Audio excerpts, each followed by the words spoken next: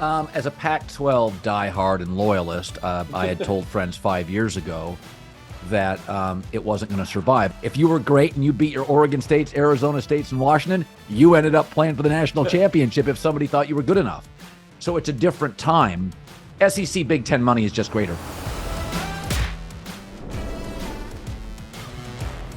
Hello and welcome to Always College Football. Today is Wednesday, August 9th, and we hope that you're enjoying the show wherever it is you're getting the show. If it's on ESPN's YouTube channel, please hit that little thumbs up, subscribe to the channel as well. If you're on the podcast, we continue to encourage all of you to like, rate, and subscribe. I cannot encourage you enough. This is so important, y'all. We so appreciate it.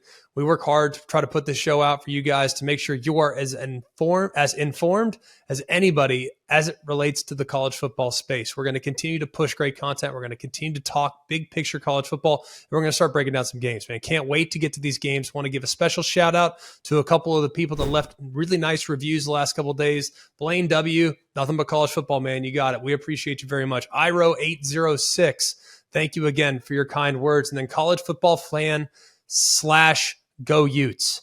Love that as well. We appreciate you coming to us from the great state of Utah. We have a terrific show in store for you today. We have Colin Cowherd coming on the show. I think it's really valuable. We're deep in the weeds of college football. We are deep in it. All right, we live it, we breathe it, we know these rosters like the back of our hand, we know the coordinator changes, we know about impact freshmen, we know about impact transfer players. I wanted to talk to Colin of the Volume Network and, of course, at Fox Sports. I wanted to talk to him about how he sees college football right now. He covers the sport from a national perspective. He looks at it and knows some teams and knows some trends and knows where the sport is going. I thought it was a terrific time to bring him on to talk to him about where we're going as a sport, where we can improve, and maybe some things he's noticed there out in California, having watched Big 10 and the Pac-12 very closely in recent years. You'll be shocked at some of the things he has to say. So without much further ado, let's visit with the man himself of the Volume Network, Colin Cowherd.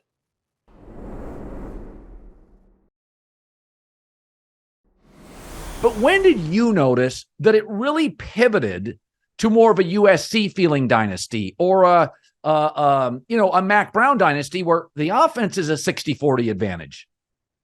I mean, I think it's well observed. It had to have been 14 when Lane Kiffin came in. And it's easy to look at it through the lens of the USC because that's where Lane came from. So they really started to acknowledge there was a time and a shift in college football at that time where Ole Miss was starting to roll a little bit and they needed to kind of start scoring some points. Auburn had just been to the national championship in 2013 on the heels of a high-octane, high-tempo offense that really created a lot of conflict for the defense. I think Coach Saban started to realize, man, it's going to be really hard to win games 21-13 moving forward. So we're going to have to get real comfortable winning games 42-41, which he's had to do a couple times. Now, I actually think, Colin, where it's starting to go back, though, because teams can now simulate with their scout teams the tempo. They can simulate the quarterback play. They can simulate the run-pass options. But what they can't simulate is incredible offensive line play, a fullback that's coming at you 100 miles an hour and blowing up your middle linebacker. So I actually think the pendulum's starting to shift back the other way. And we've kind of seen that with Nick Saban's hire of Tommy Rees, because at Notre Dame, we knew what he was all about. It was 3 yards in a cloud of dust right downhill until you liked it. So I wonder if you're sensing something similar in college football as well. Well, I say you can't really look at Georgia and say we could duplicate that. Okay, right. So the state of Georgia, you better be able to get some dudes in on defense if you're going to do that. Georgia was always the sleeping giant in college football. I mean, for years and years, you would talk to NFL scouts, and they're like, "Why doesn't Georgia win more?" We always know that the state of Alabama, Louisiana, Florida, Texas, California have a lot of players. Ohio. Right. Georgia now has as many D1 players as California, and you have a third of the population or a quarter of the population. So I don't think Georgia is something you can duplicate. They do remind me a little of Alabama early, where it's a defensive culture with very capable quarterbacks who are going to get drafted. you, AJ McCarron, maybe not superstars, maybe not like a Caleb Williams or Vince Young, but it's a defensive leaning culture. I just think they recruit at a different level, and Georgia's always been a sleeping giant. But I've said this for years, even though I work at Fox and we have the Big Ten, and I said this for years when I worked at ESPN. People, SEC dominates recruiting, draft day, and Saturday. Get over it. It's the best conference. Here's, though, what's really fascinating.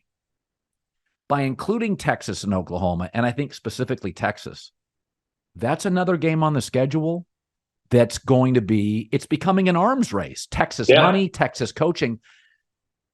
I know the SEC fan thumps their chest, but do you really want to face LSU, Georgia, Florida, Texas in one season? Or is there anybody in the South that's going, this isn't potentially, and you're going to add Clemson and Florida State here in the next 18 months as well.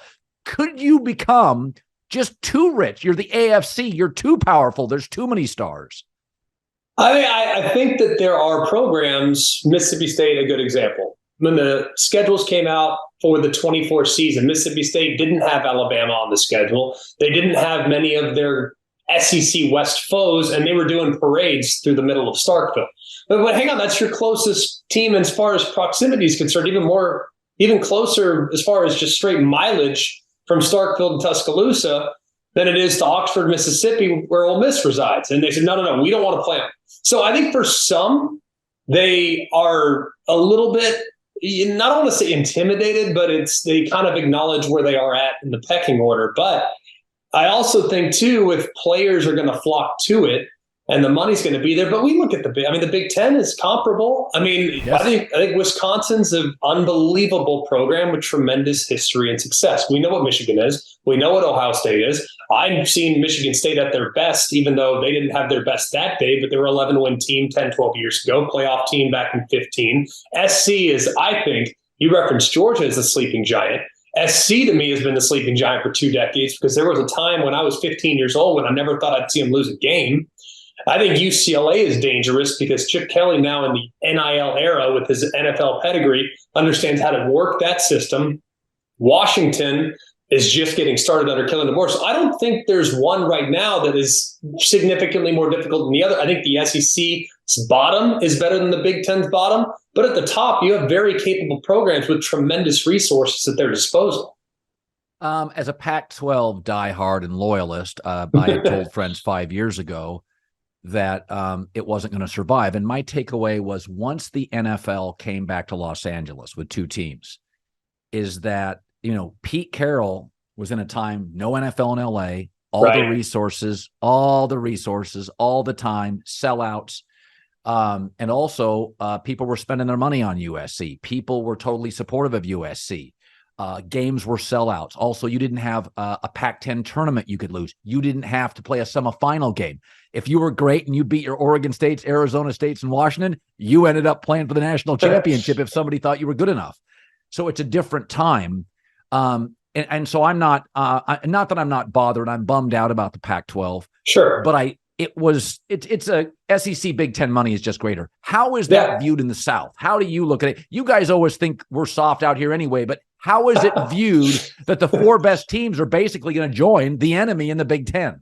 Well, I don't know if I want any of my Southern friends to know that I'm actually originally from Los Angeles. So I don't want to be perceived as soft. I don't think you are necessarily. I do think that there is a bit of a perception that when it's good against good and best against best, the likelihood of the SEC winning that game is higher than that of what we see sometimes from the Big Ten. I mean, Ohio State did beat Alabama in 14, has beaten SEC teams, came within a field goal away of probably being the national champion last year. But those have been more few and far between, even dating back to the 2006, 2007, when the Big Ten just had a difficult time matching up on an annual basis against the best that the SEC had to offer. That's why the SEC won every championship from 2008 all the way up until 2013 when Florida State finally brought it home. So I think that will be kind of an interesting evaluation. It's going to be a tug of war. I mean, we don't like them, they don't like us type of mentality for Big Ten fans and for SEC fans. Some will pound their chest about the money earned. Some will pound their chest about the ratings. Everyone's seemingly trying to find an edge But at the same time, I still feel like the edge is that both leagues are beyond elite.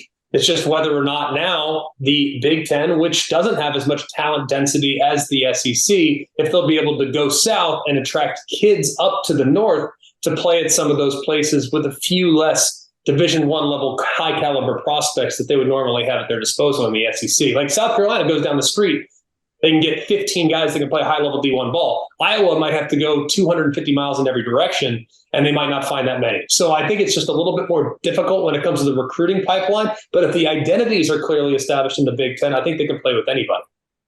I love Saban. I think sometimes he can be, if Nick wants to talk about something, he's going to go to the podium and he's going to find something that can get him into what he really wants to talk about. He does this all the time. About 3 times a year, it's like, I'm going to talk about transfer portal. I don't care what your question is. I'm going to bring it up. And there have been 2 different occasions where he's complained about the NIL. And he said, it's not even, it's not fair. And my takeaway has always been, that's a message.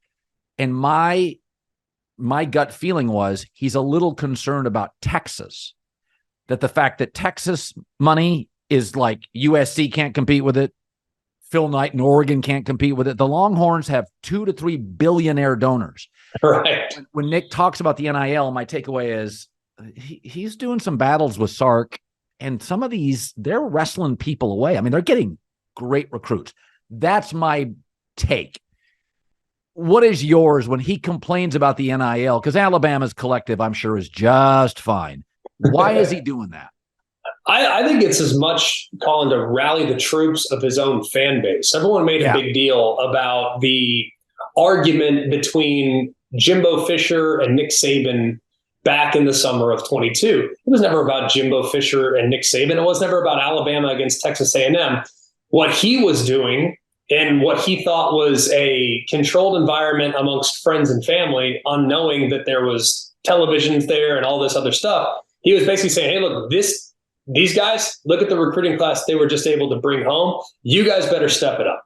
That was a call to action for his own fan base, I think more so than it was being frustrated with the current system.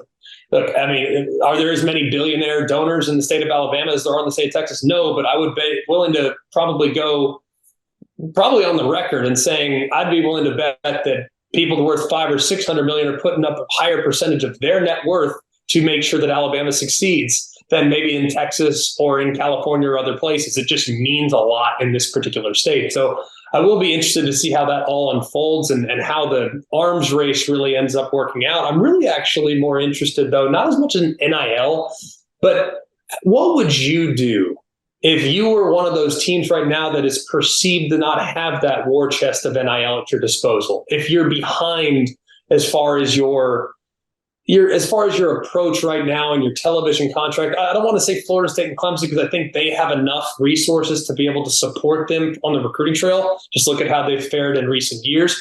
But what message would you send if you were one of those teams that was lacking behind and not a part of the Big Two or hopefully en route to the Big Two? Well, Greg, my belief is that college football is going to become a little bit like college basketball, that the playoff is going to be a big chunk of the sport. It will go to 12, then I think it will go to 16 or 24. Now, people are concerned that it'll ruin the college football regular season, and here's why it won't. Because, Greg, March Madness did not kill college basketball's regular season. We watched Leitner. We watched the Runnin' Rebels. We watched Georgetown. We had March Madness. What has killed college basketball is one-and-done culture. The quality's not good. The playoffs not going to hurt college football because you watch LSU play Georgia, there's 34 NFL players on the field. Because of the cultural reality of college football, you have to play 3 years. Most guys play 4. You have grown men playing.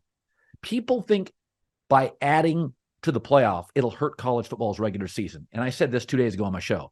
Texas is playing Bama. You're not watching? Really?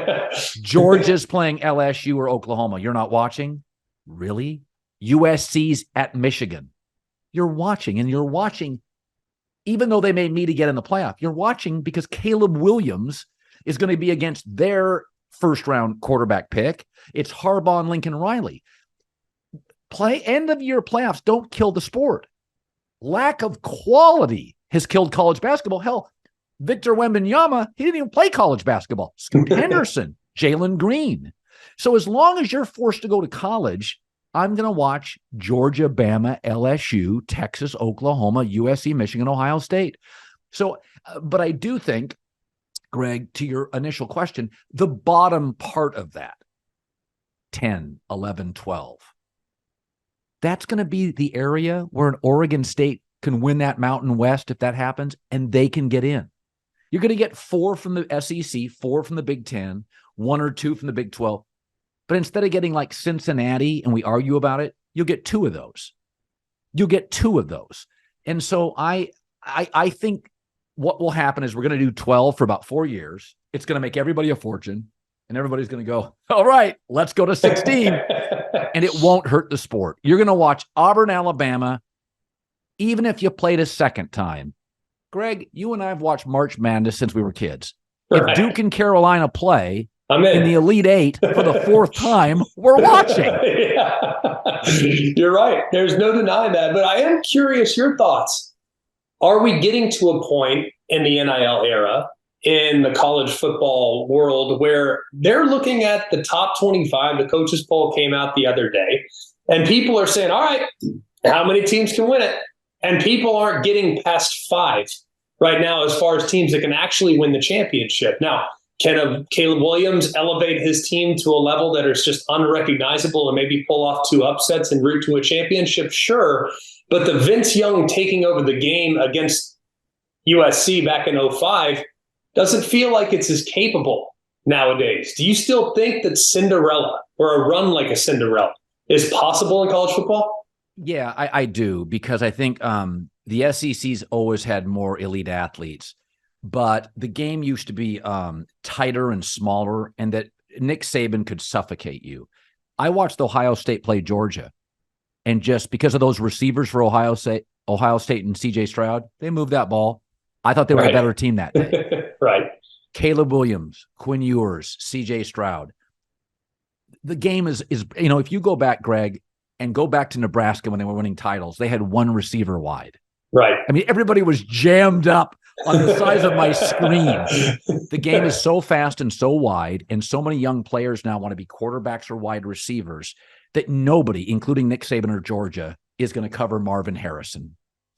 You can't do it. And so I think the USCs and the Texases and the Notre Dames may need to have a Caleb Williams or a Vince Young. Okay, they have to make up something. Right? Stetson Bennett's good. Caleb Williams is different. Trevor Lawrence beats Bama. Those schools to beat the SEC king have to be better at quarterback and probably transcendent. A Trevor Lawrence, that's a different, Caleb's a different kind of number 1 pick. I mean, Baker was a number 1 pick. Caleb, that's not close. Right. And I do think the field is so spread now, and the offensive coaching is so good that if you have that superstar quarterback and you're 85% of Georgia's roster, Bama's roster, you can win. I watched Tennessee last year drop a 50 burger on Alabama. They couldn't stop them with Hendon Hooker. Right. They've scored 52. Look at you. I mean, thanks for rubbing it in and bringing it up. I appreciate the reference. I am curious your thoughts on this, because I don't think anyone in the world does a better job with analogies and being able to recreate the idea and the visual. As I'm listening to you, you can sum something up, and I'm like, how did he come up with that? And I tried to do my best Colin Cowherd impression and said, if you put too much on the quarterback's shoulders, it's like the quarterback is the bicep and all you do are curls. Meanwhile, your triceps are atrophied, your pecs are atrophied, your legs are atrophied. If you put too much on that position, it's going to actually result in the rest of your team not being as good. Now, it's totally opposite from what you just described, but I think there's a real analogy to be made at, say, Alabama, maybe even USC to a certain extent last year, at Ohio State at times, especially on defense back in the end of the Urban Meyer era, early era of what Ryan Day's doing. Dwayne Haskins, their defense fell off. I mean, other things, the run game has at times fallen off. Do you think that there's a possibility that if you put too much on your quarterback, the rest of the roster actually won't be competitive enough to maybe win the national championship? Well, twofold. I had Urban Meyer on my show today, and I made this point, and Urban even said, he goes, that's actually a really good point. I said, Ohio State's receiver recruiting is so good now. They only take 5 stars. Yeah. That they've become less physical as a team because you have to get those players the ball or they're not going to go to Ohio State.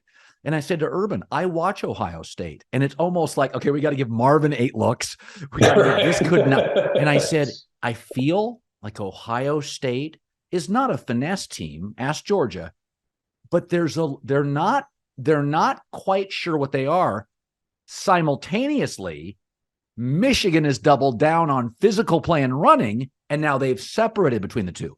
And another point on this, I said this years ago on the air, I said the downside to making the NFL so quarterback dependent, and all this, Greg, is based on the CTE check the NFL wrote for almost $1 billion. They changed the rules. They literally now the middle of the field is offense. You can't hit anybody except the running back. And I said the downside to this sport, it'll be good for fantasy players and ratings. But if you don't have a star quarterback, we know you're done. And you look at the Super Bowl bubble, Mahomes, Burrow, Allen, Lamar, Jalen Hurts. I mean, Trevor Lawrence. That bubble used to feel like 15 teams. It feels like 7. I mean, Kirk Cousins is good, but in this day and age, he's simply not good enough. Dak's good. He's not good enough. And so I do think, to your point of atrophying, due to safety reasons, the NFL and college football to a lesser degree is so quarterback reliant and driven. You don't want football. That's Canadian football. You can only win with passing. We don't want that. I want defense. I like when Georgia rocks people. Those Georgia Notre Dame games were physical and intense in line of scrimmage. That's what separates us from the CFL.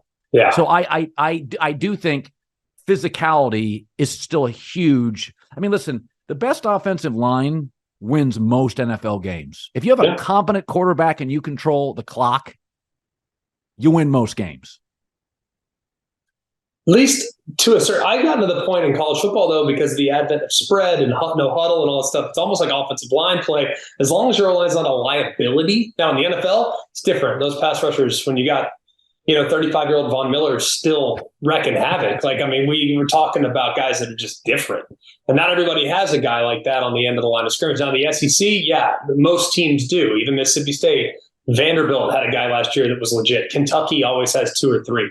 Big Ten, Ohio State's got them. Michigan's got them. Michigan State occasionally has them. Penn State absolutely has them. We haven't seen someone at SC or UCLA. Well, UCLA's got one. Washington's got 2. But you don't see that down and down out great, unbelievable defensive front to where your offensive line has to be rock solid or else your quarterback's going to get killed. So maybe it's coming down in that direction a little bit as the talent starts to separate, but I don't see the depth of defensive line talent in the college game that we do in the NFL. No, I see it in the SEC.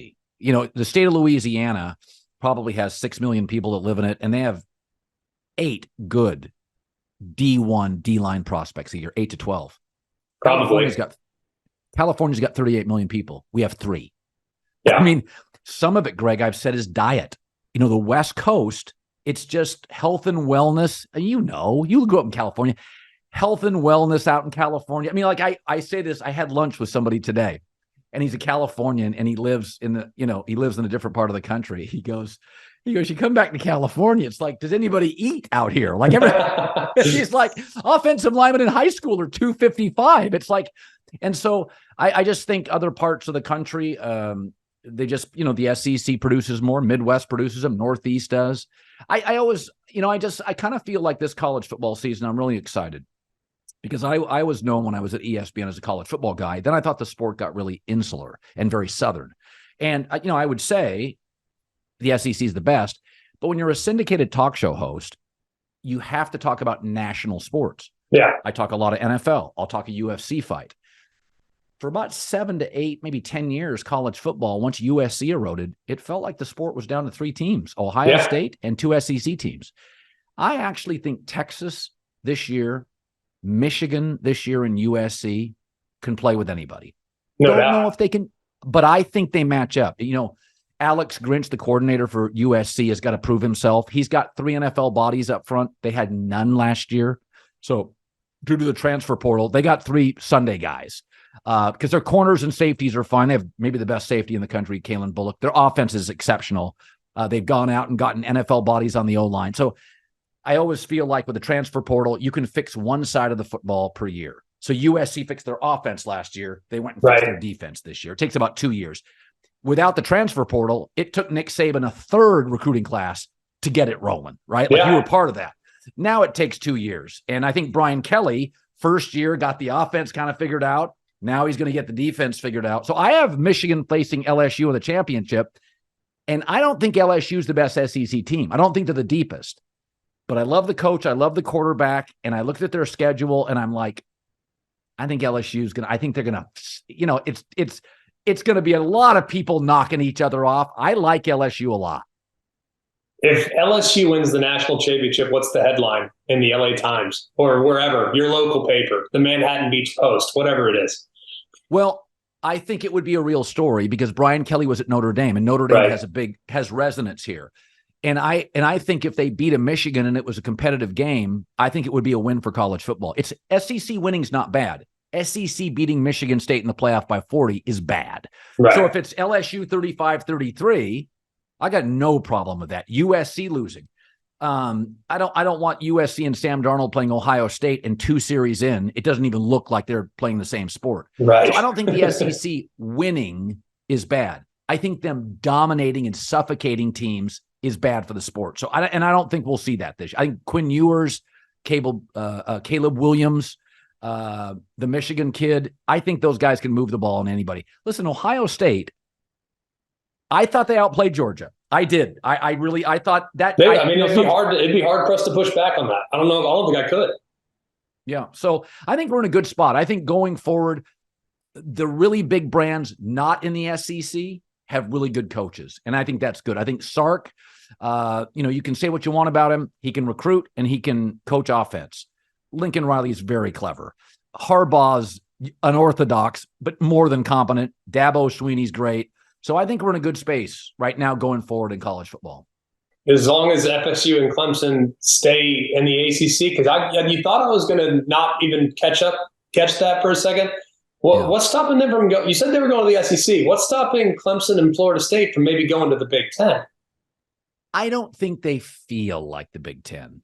So first of all, the Big Ten, and this sounds snooty, but they view themselves as sort of an academic elite conference. Washington, USC, UCLA are considered really elite universities.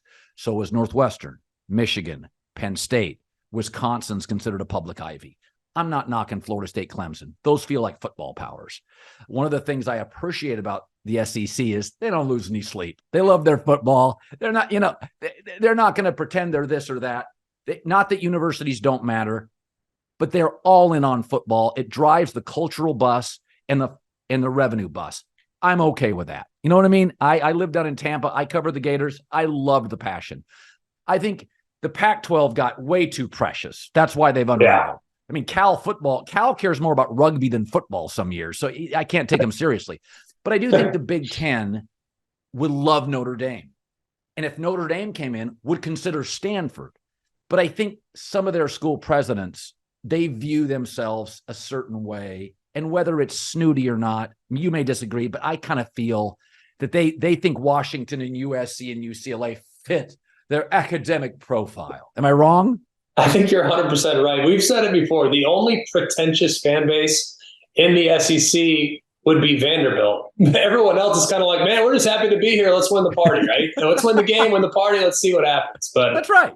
I'm docking my degree at the time, but I'm not. I mean, we're proud of our football. That's what it is, man. This has been awesome. This has been a great conversation. I so appreciate you, brother. By the way, I know 3 families. In fact, one of my dearest friends, Trace Gallagher at Fox News, dear friend for 20 years. His daughter goes to Alabama, loves it.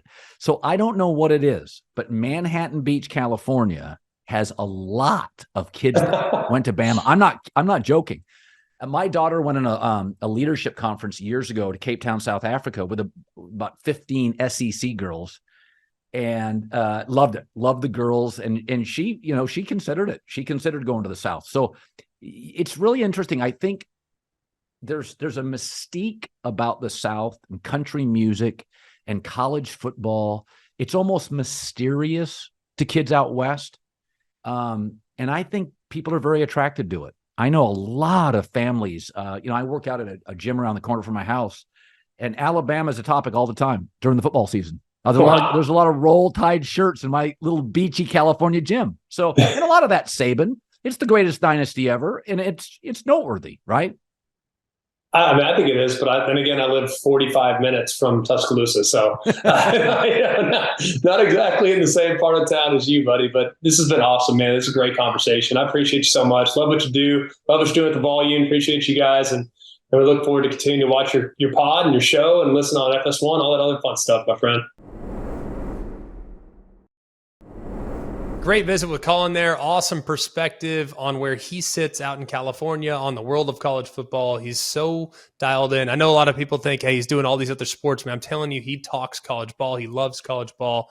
And we appreciate him and his team at the Volume for giving us a little time today to talk about it with him. He's got some interesting points in there, man. Some interesting points in there. All right. And we also want to continue to always interact with you. alwayscollegefootball@gmail.com. We've seen so many of your emails come through, and we continue to go through them every single day to make sure that we try to fit them in the show as best we possibly can. You can also submit them at alwayscfb on Twitter or X, whatever it is. Is it X? Is it Twitter? I still call it Twitter. Always CFB on both Instagram and on Twitter. So always submit some questions there as well. Jack, where are we going today, buddy?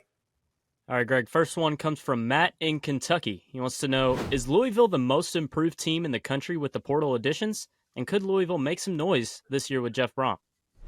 What I think's really interesting about Louisville is there have been a bunch of portal additions. You referenced it. Jack Plummer naturally knows the system, spent time at Purdue with Jeff Brom, was a starter at one point with him at Purdue as well. But I'm most interested probably in what they have coming in at wide receiver. I mean, you think about Jamari Thrash, you think about Jimmy Callaway, you think about Kevin Coleman, and these guys were highly regarded players at their previous institution. So you have Jack Plummer, you got a really talented cast of wide receivers to help move along that position that lost a couple of key players. Then you look too on the defensive side. Defensively, adding that much depth in the secondary, they'll be able to roll different looks. They'll be able to do a bunch of different things. So I'm really liking what I've seen from the portal additions. And we're talking about a big-time portal class. The only thing that concerns me is I think that people are excited about the future for Louisville, as they should be. I'm good with that. I totally support the excitement that's coming from Louisville. I really believe that. But sometimes Rome isn't built in a day. And when you think about Jeff Brom, hey, he's coming home. He knows the area. His OC knows the area. Like, these guys have played at Louisville. They know everybody. They're going to rally the troops in NIL. All that is going to potentially happen, and it might happen sooner than later. But we can't let off-season momentum impact our impressions of what the season might be. Because if that was the case, then Texas A&M would have won the national championship last year. Hey, a bunch of new guys coming in. They're all really talented. They're all going to be really good. They're probably going to win the national championship. No, they didn't. They just won the offseason last year. Louisville has done a really good job in the offseason in creating momentum. Now they got to carry it into the season, and then hopefully the season's good enough to where that momentum continues into next offseason, and that's when I think you could potentially make a leap. So very optimistic about Louisville, but as far as being one of the best teams in the ACC right now, I would have them no higher than 5th. But then again, nothing's a hold me to them just yet, but I would have them behind a couple other teams that I'll get to later as far as dark horses. One might be North Carolina, one might be Miami, one might be NC State, one might actually be a team to be named later. So I would have them no higher than 5th right now, but still a step in the right direction for a team that's been around 500 over the last 4 years. All right, next one comes from Lenny in Kansas. He says, what are the chances Kansas State could repeat as Big 12 champs? Well, the past 6 Big 12 title game participants have gone a combined 42-30, okay, the following season. Only one has gone back to Dallas for the Big 12 championship game in consecutive seasons. Now, here's the concern that I have for Kansas State. You lost 3 remarkably explosive offensive playmakers. You lost arguably your best defender. You lost a veteran presence in the middle of that defense as well. You have a lot of culture, all right? A lot of culture. I don't know if there's a team that develops and creates a culture in the Big 12 as well as Kansas State does right now. I mean, we're talking about guys that will do whatever it takes for their program, for each other, and that wins nowadays. That wins when you see roster turnover like crazy all over the place. If you have a team and an established culture and established identity, that can win. But is the roster turnover a little bit too much off of last year's roster to potentially make a run this year? I personally think Kansas State is a really good football team. I just don't know if they're going to be good enough to rally up and get back to Dallas. Now, if you look at what they already lost, the fact that they're still in the preseason top 20, the fact that they're still in the conversation for a Big 12 title game berth should tell you what Chris Kleiman's done in Manhattan, Kansas. I mean, a program that has just gotten better and better and better, and now I don't know if they're going to be stable. I think they come back just a little bit, but I wouldn't expect them to be down for long. I think they still have a great quarterback. I think they did a good job landing a solid impact player in the portal at running back to help fill the void of what was one of the best running backs in recent memory there at Kansas State.